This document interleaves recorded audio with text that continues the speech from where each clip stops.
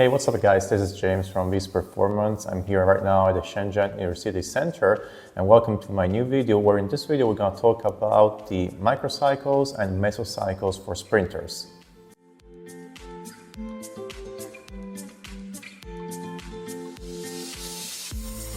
So what I mentioned before, today we're going to talk about microcycles and mesocycles. In the last video, where I'm going to post the link under this video over here, we discussed about how to plan and prepare a yearly season for sprinters.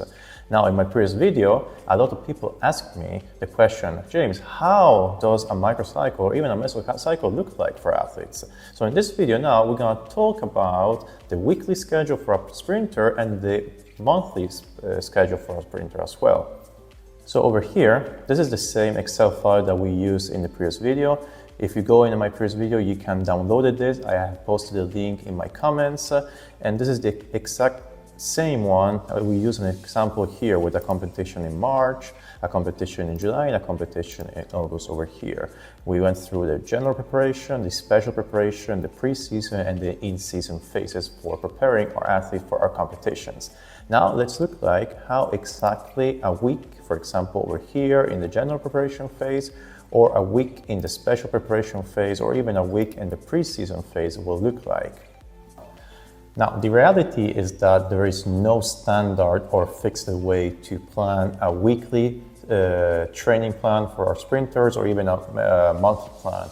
The reality is much harsher. The reality is that each athlete is different. Some athletes can absorb intensity much easier than other athletes. So these athletes might only need 1 day rest from a high intensity training, like it could be a max velocity or could be an acceleration day, while other athletes cannot absorb intensity very easily. So they might need more days for resting. It's like they need maybe 2 days or sometimes even 3 days of low intensity after performing a very high intensity day that could be like a wicked run or a max velocity training or even a downhill or assisted run. So how do we make sure that the weekly plan works for our athletes? Well, we need to monitor. We need to monitor their readiness, we need to monitor their fatigue, and we need to make sure that we are not risking overtraining by performing too many high intensity days during the week, or there's not enough recovery between one high intensity day to another. In another video, we're going to talk about how can we monitor fatigue and how can we monitor readiness for athletes. But in this video, we're just going to talk about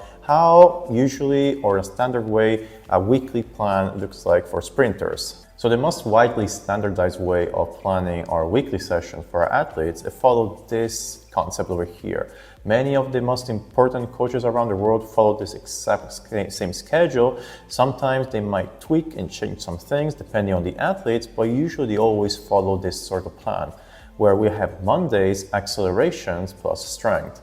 On Tuesdays, we're going to work on low intensity metabolic. That could be a tempo run or could be any other type of metabolic workouts that we do with a low intensity focus. Wednesday, then we work on max velocity. So we put up again the intensity plus strength again. Usually it's an upper body on Wednesday. Thursday, we're going to have an active recovery. So we can either do core stability exercises or any low activity exercises that will help the body to recover, or in many cases, even a full day of rest.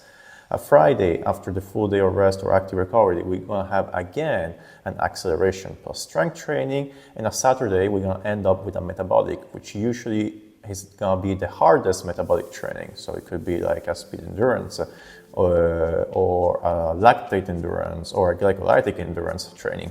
Again, at this schedule, there's a weekly schedule that usually is going to be the same even in the general preparation phase, in the special preparation phase, or even the preseason phase.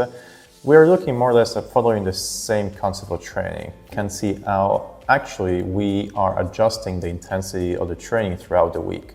We're going to start with a Monday with a very high intensity training day. We're working on acceleration. That could be 15 meters, clearance blocks, 1080s, sleds, even heels acceleration up to the 45 meters mark.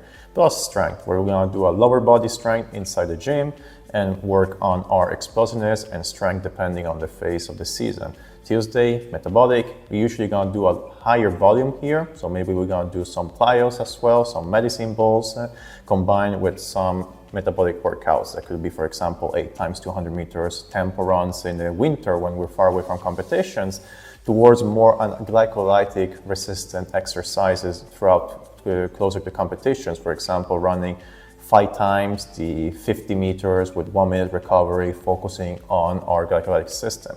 Wednesday, we're gonna work on max velocity, that this could be in the winter when we're not working at high intensity yet, just training technical drills for the max velocity phase, and wicked runs, mini hurdles, or assistant when we're getting close to competition. Thursday, we're gonna go into an active recovery. So we're gonna do some core exercises or anything that maybe the athlete needs. Maybe an athlete with poor stability needs to work on stability or strength on the joints. Friday, again, we're gonna do another acceleration day. And then on Saturday, we're gonna do metabolics. Far away from competition, optimum end could be a 4 times 250 meters with 5 minutes recovery. Close to competition could be a 3 times 120 with 15 minutes recovery at maximum velocity, maximum speed. Okay, now that we have given a quick idea of how a week looks like, let's see how this week might change over the season. Now over here, we're back inside the yearly preparation plan. So the general preparation, special preparation, pre-season phases. Now let's get 1 week from the general preparation, 1 week from the special preparation, and 1 week from a pre-season, and let's see how these weeks actually change from one phase to another. And on this other file, I have prepared 3 different weeks over here. So we have the first week up here.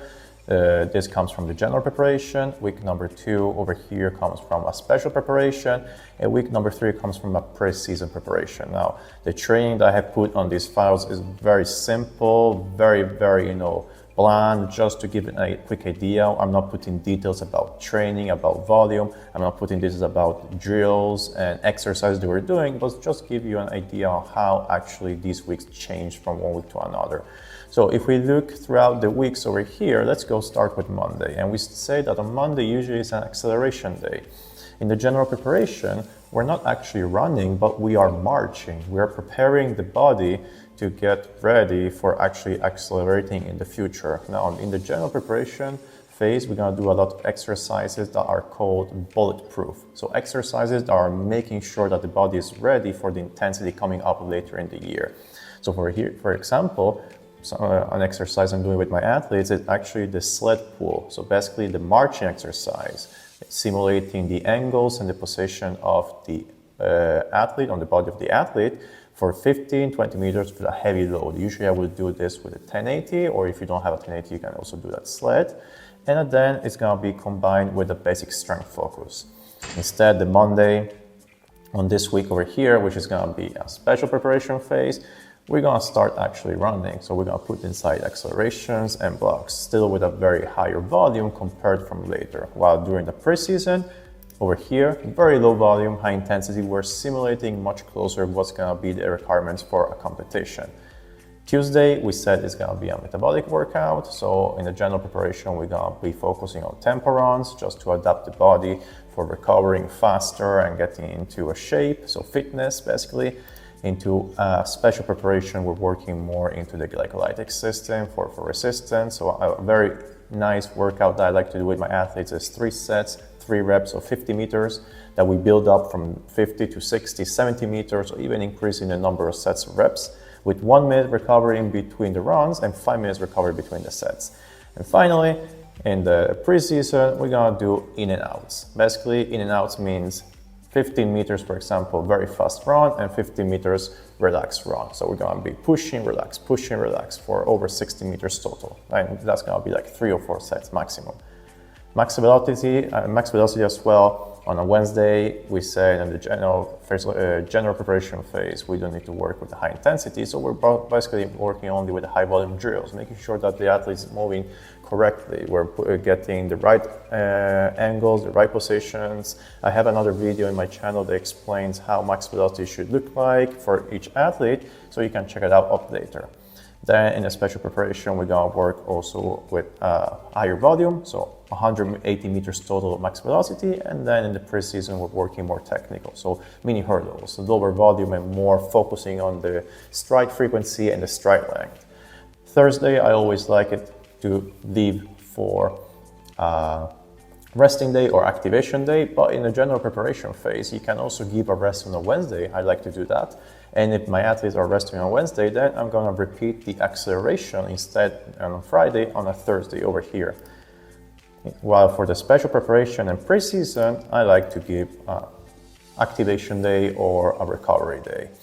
Then Friday is usually another acceleration. So you can see over here the acceleration for the special preparation and the preseason is quite similar. While for the general preparation, I like to do heels. It's still working acceleration, but also on fitness. So it's combining both acceleration and fitness training. And Saturday, metabolic. Usually Saturday is always left for metabolic training, plus also strength. I like to do my strengths on Saturday, so they get a full day of rest on a Sunday before starting again on Monday. How does it look like? General preparation, 6 times 200s, for example, at 30 seconds with 5 minutes recovery. Special preparation, 4 times 150s, so lower volume, but the intensity is getting higher at 90%. And preseason, 2 or even 3 times 120 meters, so even lower volume, but we're going flat out here, above 95% intensity with a full recovery of at least 15 minutes. These are just quick examples. I'm not putting any details about the technique, the drills that we're doing, the strength that we're focusing on, if we're doing basic strength, max strength, or power, the exercises. This is just a quick example to give you how a weekly plan could look like for sprinters. But what happens if you have an athlete that suffers a lot the changes of intensity?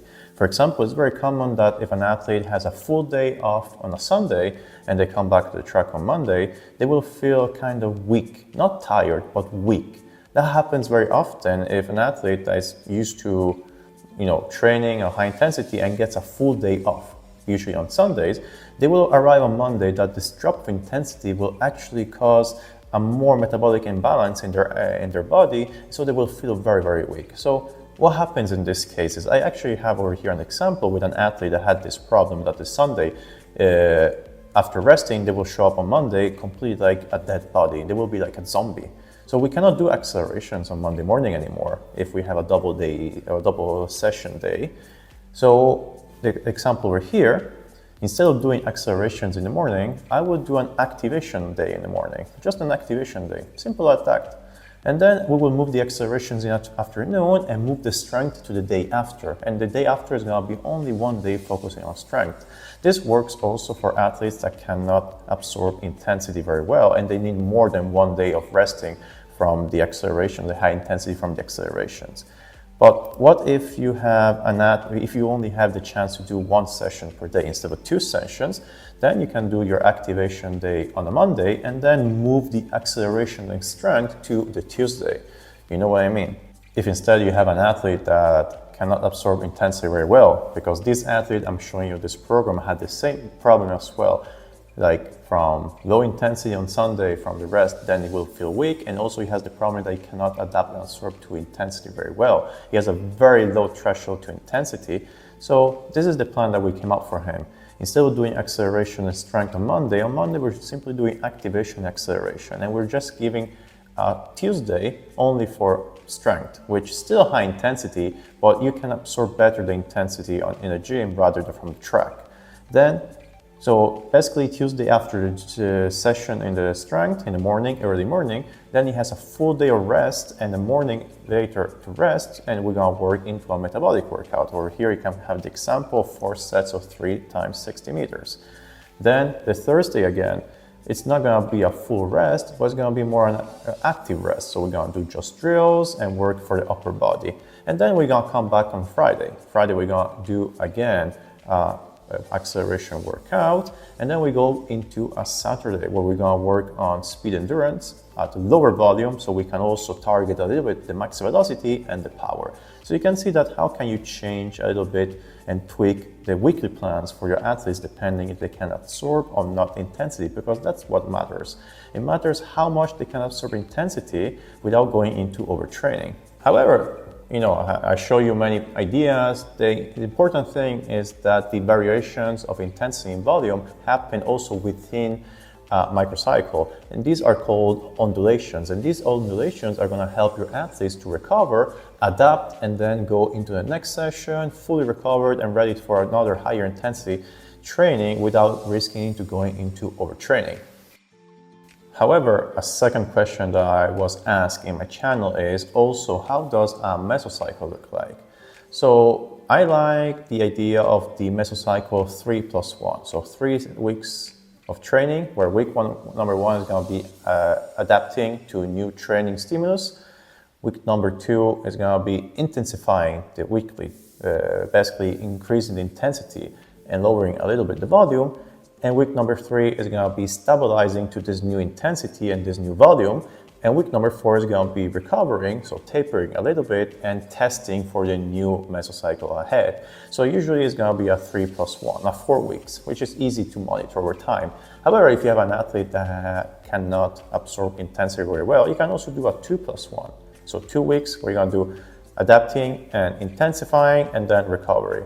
Or sometimes, in many cases, you can also do 1 week plus 1 week. So 1 week new training, 1 week recovery, 1 week new training, 1 week recovering, which is kind of like uncommon, but some coaches do depending on which athlete you have in front of you. However, the general idea is that we are starting with a higher volume in the general preparation phase and with a low intensity, and we go throughout the season with an increase in intensity and lowering the volume until we get to the taper week and our competition over here, exactly like it says and shows in this scheme over here. Quite simple. Over time, we increase the intensity and lower the volume, and we're going to change the things that we do on track. For example, in the general preparation, we're going to do a lot of technical drills to make sure that the athlete is moving correctly. But then in the preseason, we don't have time anymore to do technical drills. And we have to go into competition with what we have right now. We cannot spend time doing technical drills because the volume is going to be too high, the requirement volume is going to be too high, and the requirement of intensity is going to be too low. And me personally, I like to go from a higher volume and lower intensity to a higher intensity and lower volume throughout the mesocycle. But there's also different ways to do it. You can do the opposite way. So basically, higher intensity into a lower intensity, lower volume into a higher volume, which is basically the opposite, which I don't really like to do. Or you can do the undulation or the block split, where you're going to go low intensity, low intensity within a week. And then in week number 2, you're going to repeat. And in week number 3, you're going to repeat that. Now, there's been some studies about this type of distributing the intensity volume throughout a weekly plan. It was not done for sprinters, it was done for other sports. And the studies results showed that there was no change between one way of doing to the another on these sports. About sprinting, it was not done, so I cannot tell, but I prefer, and I would probably suggest it's better if we go with lower intensity to higher intensity, from higher volume to lower volume in an undulating way. Okay guys, that's the end of the video. Thank you again for joining. I want to share my thanks to everyone that has subscribed to my channel. I never expected that in just a couple of weeks my channel could grow so much. So I'm very glad that you did. I'm hoping that you're enjoying my content. I see a lot of people commenting, and it's very nice also to share ideas with other coaches that are commenting and are active, talking and having discussions. If you have any questions, you can send me any message anytime. I have put a link with all my website, my Instagrams and everything. If you need to contact me, please do so. And thank you again, and see you next time.